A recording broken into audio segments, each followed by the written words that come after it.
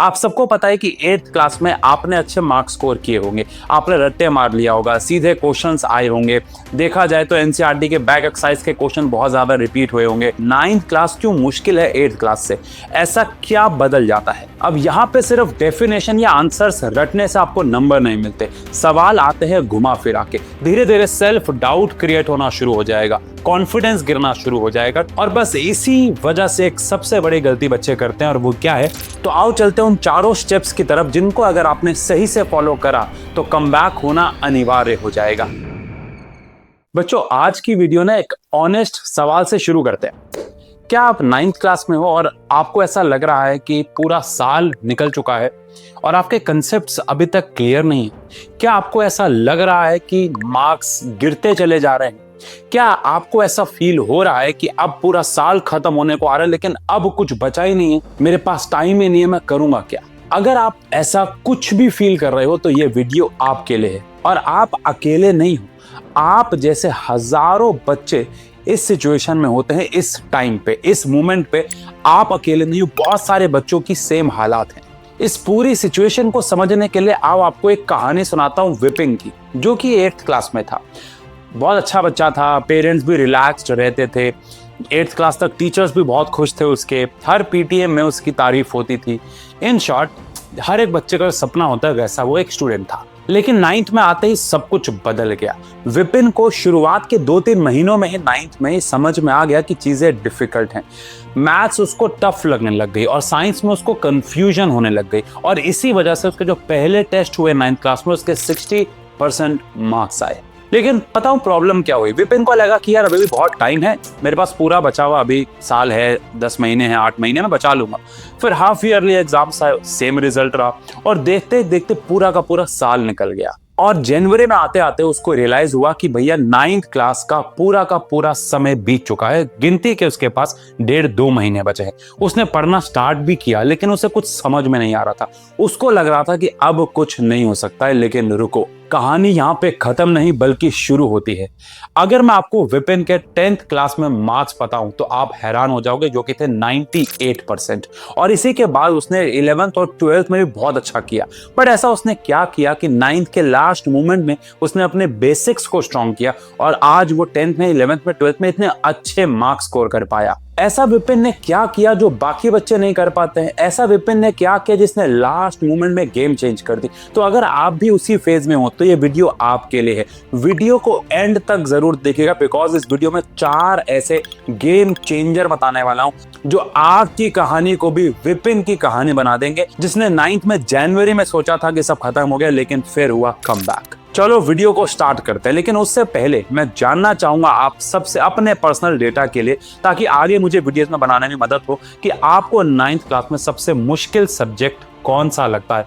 Comment section पे अभी के अभी वो सब्जेक्ट लिखो आगे बढ़ने से पहले। अब विपिन ने अपना गेम कैसे बदला, उसके लिए पहले आपको समझना होगा कि 9th क्लास क्यों मुश्किल है 8th क्लास से, ऐसा क्या बदल जाता है? आप सबको पता है कि 8th क्लास में आपने अच्छे मार्क्स स्कोर किए होंगे, आपने रट्टे मार लिया होगा, सीधे क्वेश्चंस आए होंगे।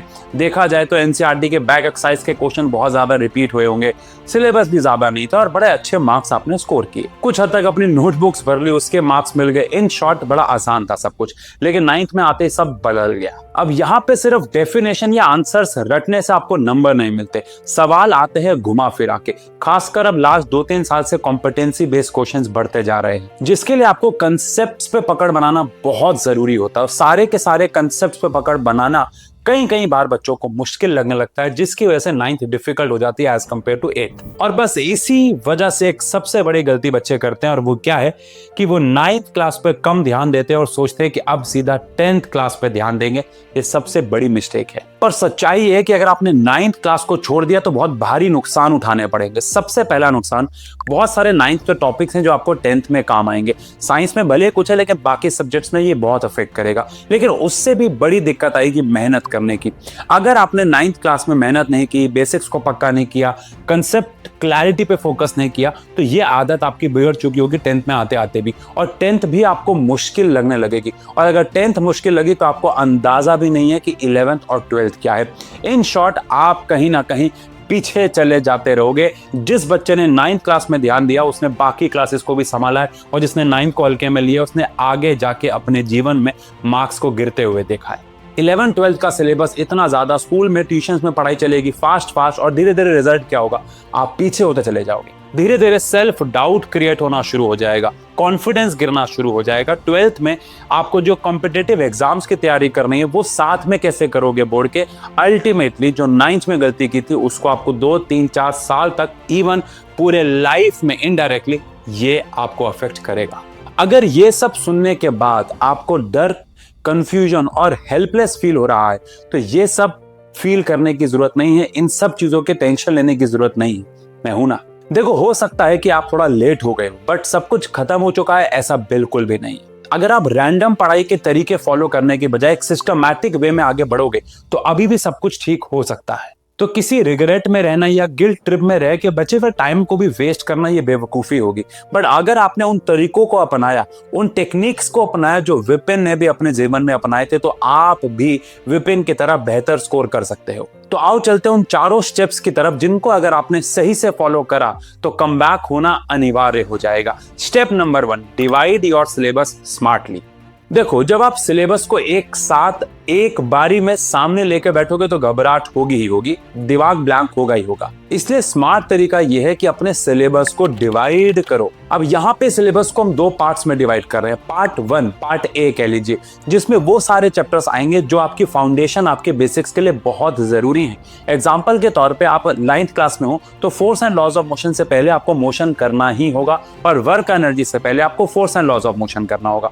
तो क्या इसका मतलब ये है कि मुझे सारे चैप्टर्स करने होंगे? आंसर नहीं। अगर आपने मोशन चैप्टर किया तो force and laws of motion और वर्क एनर्जी करने में आपको आसानी होगी। ऐसे अपने सारे सब्जेक्ट्स में उन चैप्टर्स को लिस्ट करो जो सबसे ज्यादा जरूरी है, जहां से फाउंडेशन की शुरुआत होती है। एग्जाम्पल के तौर पे 9th क्लास में इंप्रूवमेंट इन फूड रिसोर्सेज किसी भी और चैप्टर को अफेक्ट नहीं करता है, तो वो बेसिक्स चैप्टर के अंदर कंसीडर नहीं होगा। और पार्ट बी में अपने सिलेबस के बाकी बचे हुए चैप्टर्स को हमें कंसीडर करना है, सिलेबस को कंसीडर करना है। अब पार्ट ए और पार्ट बी में तो डिवाइड हो गया। अब पार्ट ए पे आपको सबसे ज्यादा फोकस बनाए रखना है, मतलब सबसे ज्यादा आपको समय पार्ट ए को देना है। जैसे आपको लगे कि आपका पार्ट ए खत्म हो गया है, या फिर आपको लगे कि यार आज मैंने पार्ट ए पे बहुत ध्यान दिया और मेरे पास अभी भी टाइम बच गया है, तो आप बीच बीच में पार्ट बी के भी कुछ चैप्टर्स उठा सकते हो। अब इन चैप्टर्स को कंप्लीट करने का सबसे प्रैक्टिकल तरीका है वन शॉट। चाहे वो हमारे science and fun education channel पे देख लो, चाहे आशु के 9th-10th पे कुछ चैप्टर्स के वन शॉट डाले वहां से देख लो, एक्सपेरिमेंट्स के साथ वन शॉट डाले वहां देख लो। सबसे प्रैक्टिकल तरीका अभी इस वक्त किसी भी चैप्टर को पूरा करने का वो है वन शॉट्स। फिर चलते हैं सेकंड स्टेप पे, यानी stick to NCERT and PYQs। बहुत सिंपल सी बात करूंगा, इस वक्त आपकी तैयारी अगर विपिन जैसी थी, अगर आपने सारी किताबें पहले ढंग से कर रखी हैं तो अलग बात है, बट अभी हम ये वीडियो उन बच्चों के लिए नहीं बना रहे। ये वीडियो उनके लिए जिनकी हालत विपिन जैसी थी। तो अगर आपकी हालत विपिन जैसी थी तो विपिन ने भी इस वक्त क्या किया, सारी एक्स्ट्रा किताबों को साइड में रखा और सिर्फ 2 चीजों पे काम किया, वो था NCERT और PYQs। उसका अप्रोच बिल्कुल बिल्कुल बिल्कुल क्लियर था। अब जब अप्रोच क्लियर होता है तो टाइम कम वेस्ट होता है। उसने अपने दिमाग में क्लियर कर लिया था कि आज मैं या किसी भी दिन में किसी भी चैप्टर को, मतलब किसी भी सब्जेक्ट के 2 चैप्टर्स को NCERT से पढ़ूंगा। NCERT से पढ़ने के बाद उसके चाहे सेम डे पे चाहे फिर अगले दिन उसके NCERT के बैक एक्सरसाइज या फिर अगर एग्जांपल्स हैं इंडेक्स है तो उन क्वेश्चंस को करूंगा। और अगर टाइम बच जाता है तो PYQ सेम डे पे, नहीं तो अगले दिन में मैं उसी चैप्टर के PYQs करूंगा। ये फ्लो आपने बरकरार रखना है बचे हुए समय में, किसी भी और एरी गहरी चीजों पे इस वक्त आपको नहीं जाना है। अब इस अप्रोच से हुआ क्या, उसकी NCERT भी कवर हुई और एग्जाम में आने वाले सवाल या उस फॉर्मेट पे सवालों की प्रैक्टिस भी चलेगी जो कि PYQ से हुआ। इस अप्रोच से आपका वर्कलोड कम होगा और आपके ऊपर प्रेशर भी कम पड़ेगा, जिसकी ऑब्वियस सी बात है स्ट्रेस कम होगा और आप आगे आने वाले दिनों में और एफिशिएंटली काम कर पाओगे। लिखित में ले लो। Step number 3, weekly damage control system.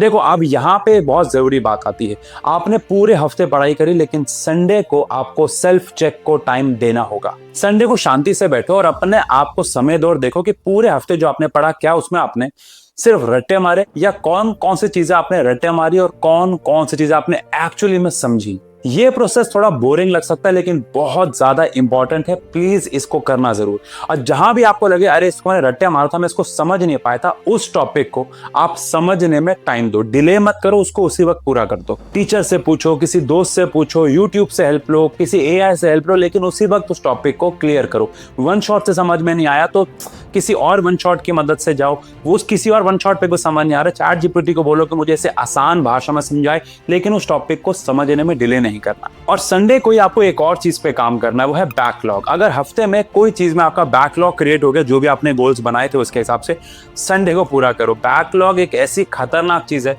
जो शोर नहीं मचाता है लेकिन धीरे धीरे ग्रो कर देता है और फिर एक दिन गिरा देता है। उसे ग्रो होने ही मत दो। संडे को एक टाइम स्लॉट रखो कि पूरे हफ्ते में मैं जो भी अपने गोल्स पूरे नहीं कर पाया उनको मैं संडे को उस टाइम स्लॉट पे पूरा जरूर करूंगा। और जब वीकडे में काम कर रहे हो तो दिमाग में रहो कि संडे का मेरे पास इतना ही टाइम है, तो मैं ज्यादा बैकलॉग भी क्रिएट नहीं कर सकता क्योंकि संडे को पूरा भी नहीं हो पाएगा। ऐसा नहीं है कि आप संडे भरोसे बैठे रहो और पूरे हफ्ते बैकलॉग ही क्रिएट करते रहो। और जब बैकलॉग क्लियर होगा और मंडे को आप दोबारा पढ़ने बैठोगे, एक अलग मोटिवेशन होगी कि मैंने पिछले हफ्ते का सारा काम पूरी ईमानदारी से कर लिया। अब चलते हैं स्टेप नंबर 4 और अगेन सबसे इंपॉर्टेंट स्टेप पे, जो है 3 डे टारगेट रूल। देखो अभी पूरे के पूरे महीने का प्लान बनाओ, टारगेट बनाओ, गोल बनाओ और उसको फिर फॉलो करने की जरूरत नहीं।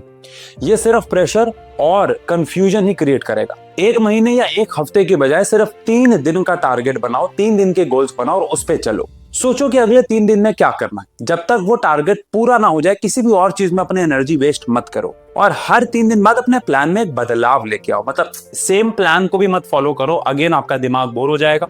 और जब दिमाग बोर हो जाता है उसके लिए कोई काम आसान हो जाता है तो वो फोकस लेवल गिराता है। तो अपना डिफिकल्टी लेवल बढ़ाते जाओ। पहले 3 दिन अगर आपने अपने आप को एक्स अमाउंट ऑफ टास्क दिया है तो अगले 3 दिन में आप 1.5x दो, फिर अगले दिन में 2x टास्क दो, ताकि आपके लिए चैलेंज और ज्यादा मुश्किल होता रहे और आपको वो काम करने में मजा आए। लेकिन 3 दिन के गोल्स बनाओ और हर 3 दिन के बाद उसके लेवल को चेंज करते रहो। देखो कॉन्फिडेंस किसी वीडियो को देख के नहीं आएगा, कॉन्फिडेंस आएगा जब आप खुद में अपने आप में चेंज लाओगे, बदलाव लाओगे। 3 दिन जब भी कुछ पढ़ोगे आपको वो समझ में आएगा तो अगले 3 दिन में आपका कॉन्फिडेंस और बढ़ा हुआ होगा, फिर अगले 3 दिन में आपका कॉन्फिडेंस और ज्यादा बढ़ चुका होगा, बिकॉज चीजें आपको समझने में आना शुरू हो चुकी होंगी। क्लैरिटी बढ़ेगी, प्रेशर कम होगा, स्ट्रेस कम होगा और फोकस लेवल बढ़ता चला जाएगा। तो ये 4 बहुत सिंपल से स्टेप, देखो इसमें कोई रॉकेट साइंस नहीं थी, बहुत सिंपल से स्टेप विपिन ने फॉलो किए और वो भी अपने जीवन में बदलाव लेके, और आप भी लेके आ सकते हो। तो इस चीज पे रोने से बेहतर कि मेरे पास अब समय नहीं बचा है, अब एक्चुअली में टाइम है काम करने का। इन 4 स्टेप्स को फॉलो करो, एक बेसिक आइडिया मिल गया, इसके हिसाब से अपने प्लान को बनाओ। बाकी कोई भी और हेल्प चाहिए तो कमेंट सेक्शन पे जरूर बताना, उसके ऊपर वीडियो लाने की पूरी कोशिश करेंगे। Love you, take care, best of luck.